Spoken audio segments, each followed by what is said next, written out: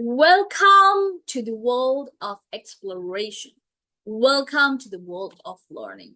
Let's start exploring. Let's start learning. This is your very own educator, teacher, philosopher, guide, mentor, friend, counselor, one and all. Your very own educator, Sukita Joshi ma'am. All right. So I welcome you to English curriculum. All right. So now this is the second part of the series that I was talking about of Poets and Pancakes. Herein, I would be basically summarizing what Poets and Pancakes is all about, right? So, the story is actually based on the functioning of Gemini Studios uh, during its years of glory, you can say. So, we are focusing when it was glorified. So when the studios were actually uh, they were we are focusing the story is based on the functioning of the Gemini Studios during its years of glory.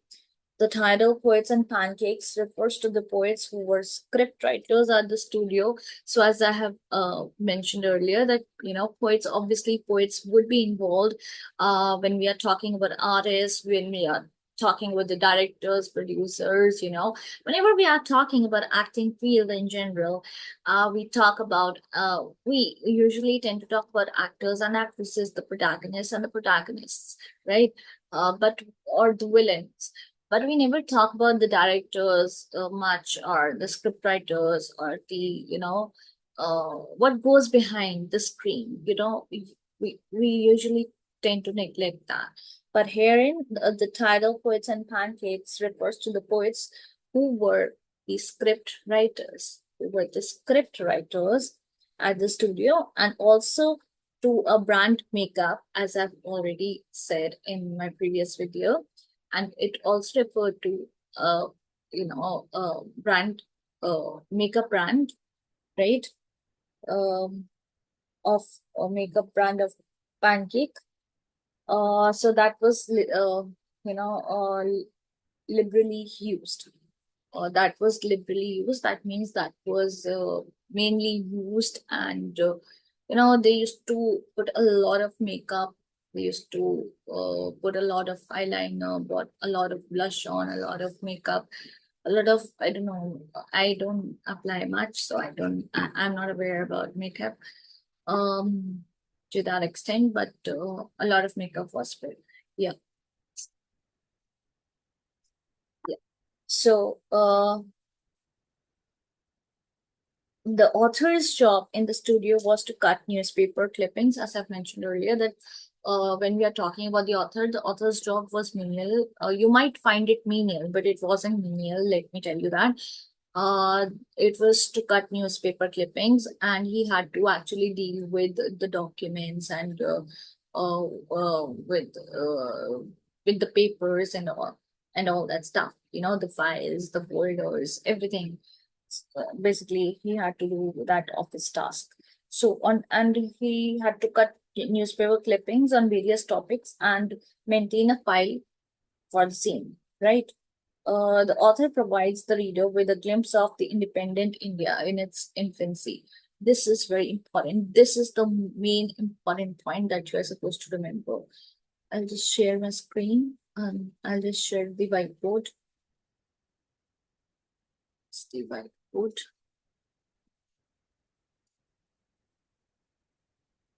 Okay.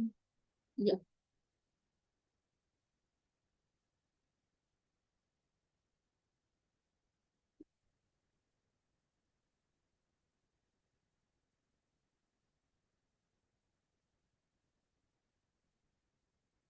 Okay. I think whiteboard would take some time. So let's move on. So basically, the author used to cut clippings on various topics and maintain a file of the same. The author provides the reader with glimpses of independent India in its infancy. That means we are that means it is revolving around independent India in its infant stage. infant is a baby, right? So in its infancy stage, we are going to talk about independent India. Very important point. Secondly, the author first talks about the makeup department and the hierarchy. So, as I've mentioned before, also in earlier videos as well, that I've always mentioned about the hierarchy that has been uh, the norm of the society since the very beginning, and it uh, is still prevalent, but it nowadays it's kind of a reversal thing that is happening. Um, there should be a parity, there should be an equality um amidst the masses, but general category, as I belong to general category, we are facing a lot of difficulties, a lot of problems. So yeah, that's a different case. So but there are hierarchies still now, but now the situation has reversed. It's totally different now. um Now India has moved forward, and the poor people are getting a lot of benefits. They are getting all the advantages. Uh, you know, Rich people are obviously getting richer. Poor people are improving, like poor poverty is uh, being diminished, and it is being uh, rubbed out or erased or eradicated from the society. So slowly and slowly things are changing. But for general category, uh, things have changed, but not for the better, right? So it's for the general category. That's what I think. But hierarchy has always been there, whether it be about any thing. Even in offices, in MNCs, you have hierarchies, right? You have different departments. Um, and while working in a company, there are different departments. Then in caste also, in religion also, there are different sects, hierarchies there. Similarly, here also you get to see that if we talk about fashion industry, if we talk about film industry, there are different hierarchies. There are always different hierarchies. So at that time also there were different hierarchies, right? So uh,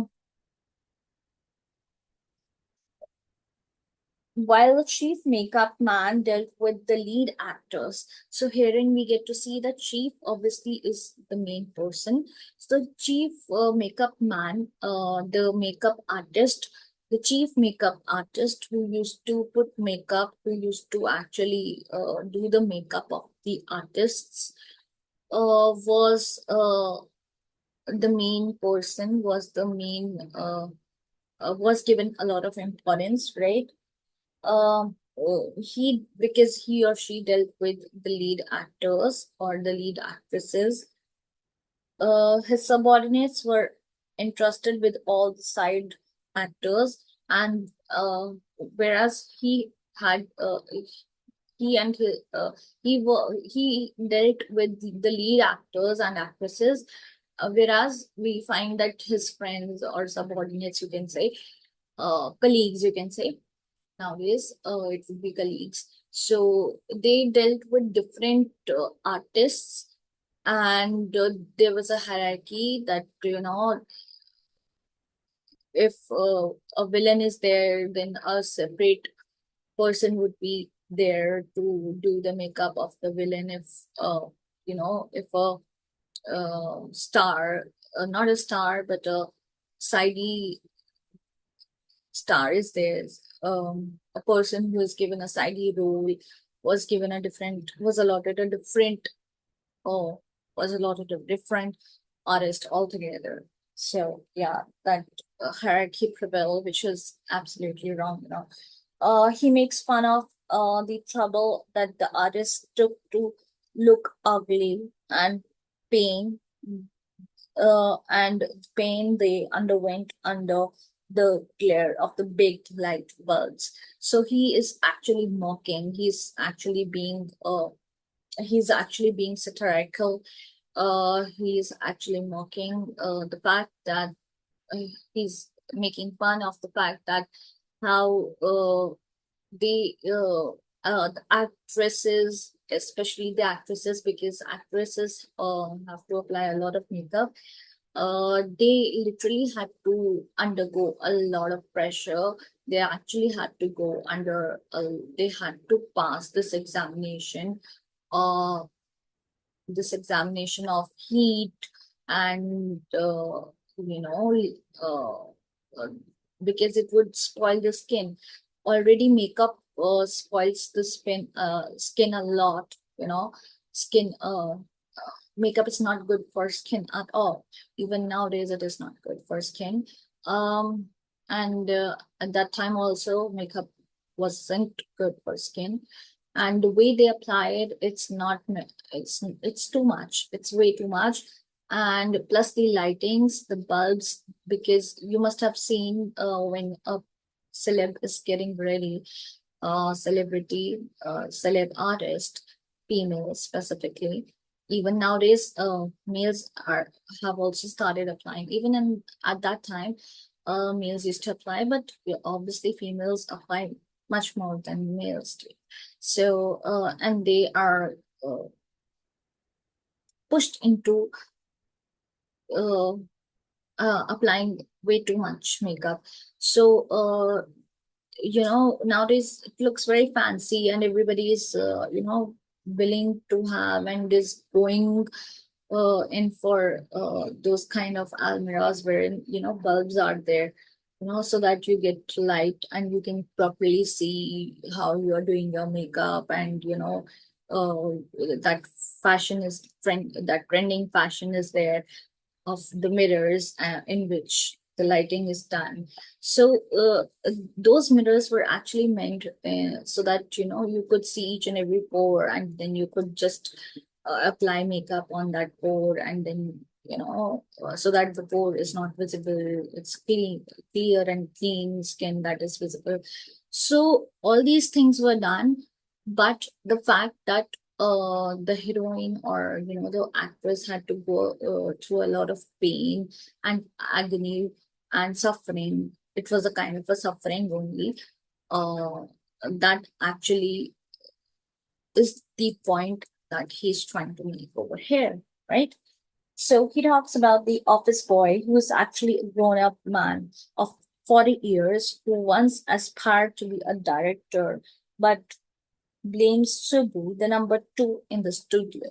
So you need to remember Subu, another very important, character, Subu, who was number two, right, in the studio for his current state of affairs. So he talks about the office boy who's actually a grown-up man, right?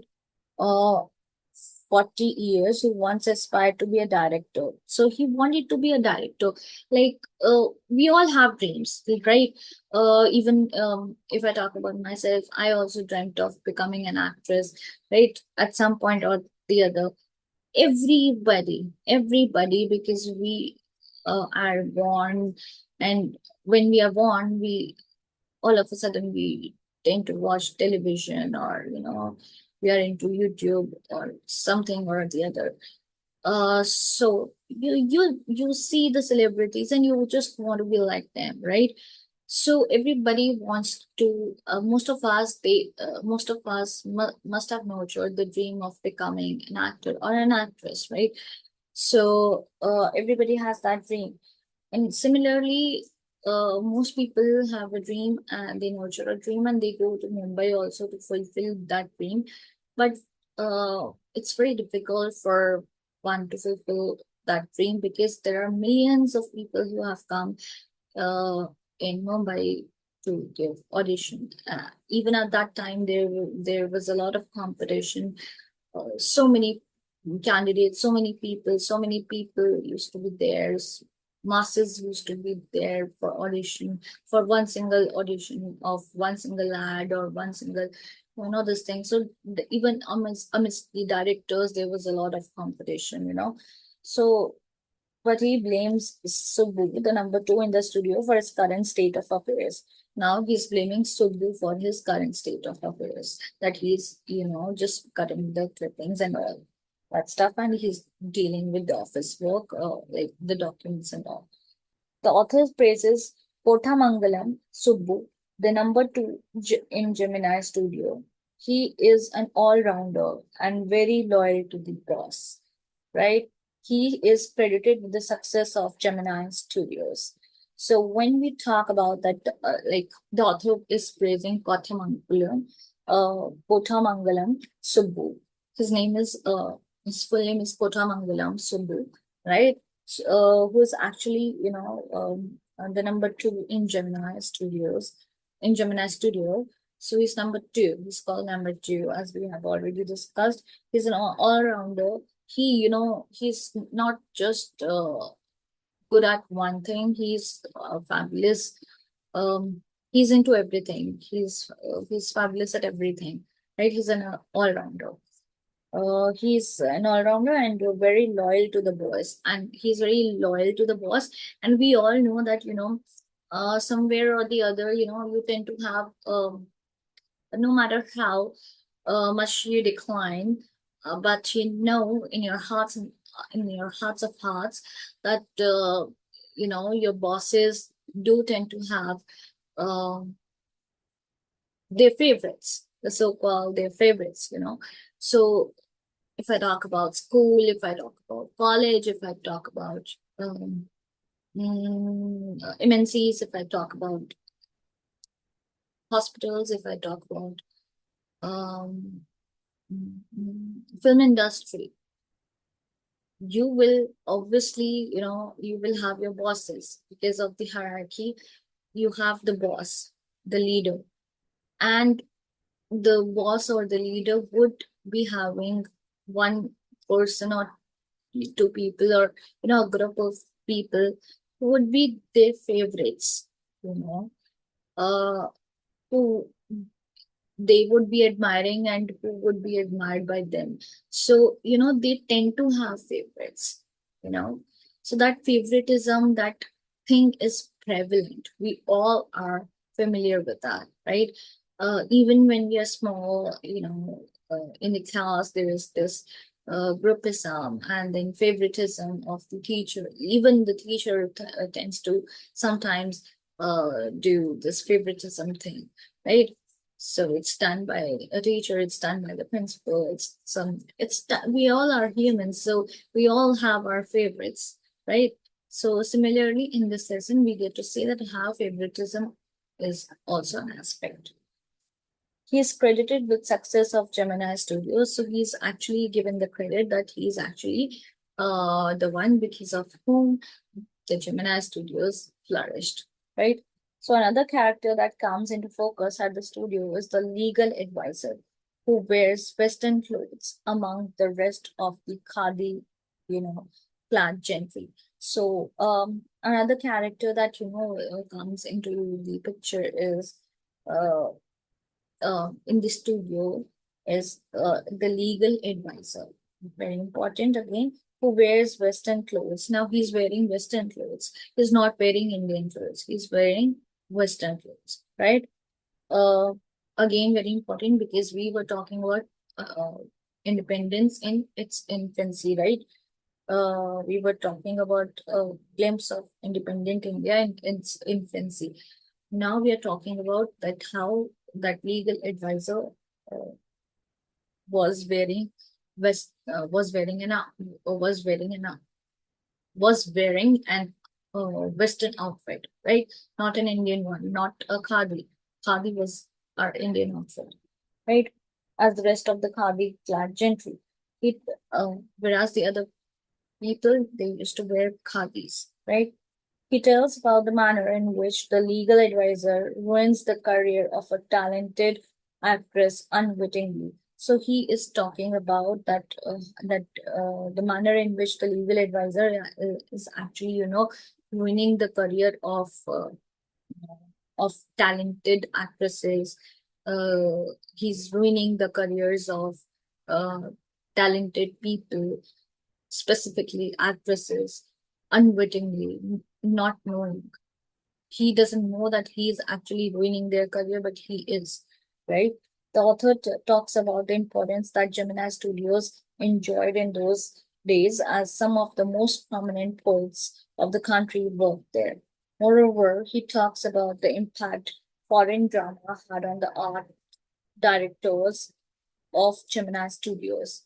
When Frank Buckman's moral rearmament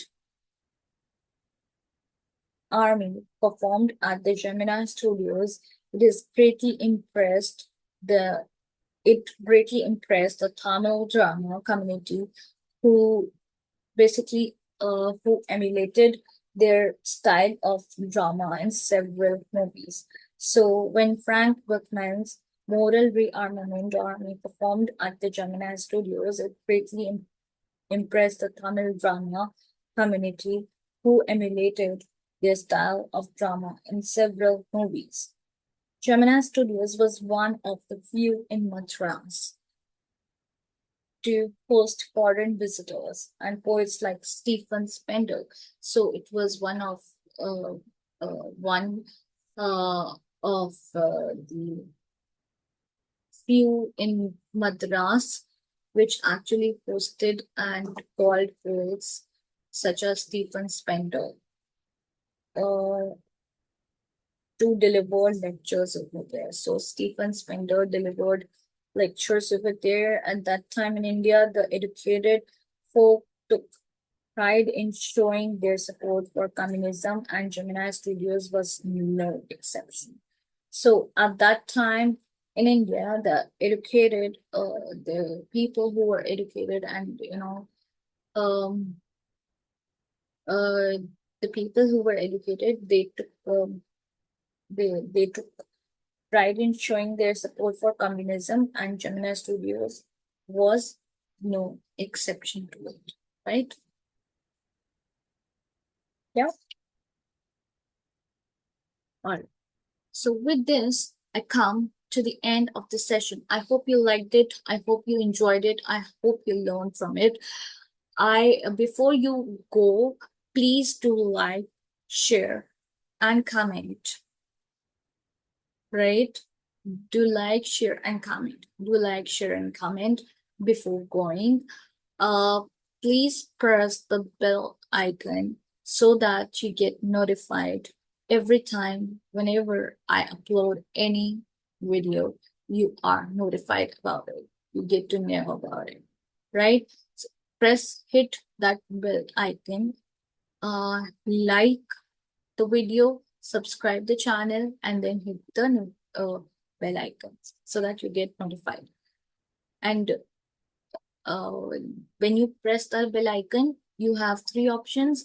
Press the first one, which is uh, always. Press that one. Thank you. This is Sukriti Joshi signing off now. For now. We'll see you soon. Bye bye. Till then, keep learning, keep growing. This is Sukriti Joshi signing off.